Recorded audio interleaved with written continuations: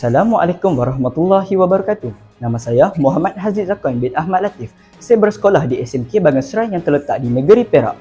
Kod sekolah saya ialah AEB 3044. Hari ini saya ingin berkongsikan tentang ciri-ciri murid sejahtera. Jom kita tengok. Pertama, berilmu. Murid juga perlu menguasai pelajaran akademik, teknologi dan kemahiran berfikir aras tinggi serta kreatif. Kedua, kita hendaklah menguasai kemahiran berkomunikasi, literasi digital dan kepimpinan.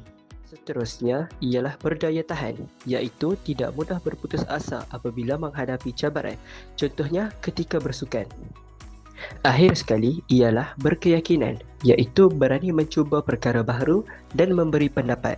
Konklusinya, ciri-ciri ini dapat melahirkan seorang insan yang berkualiti. Ingatlah insan sejahtera, masa depan negara. Sekian.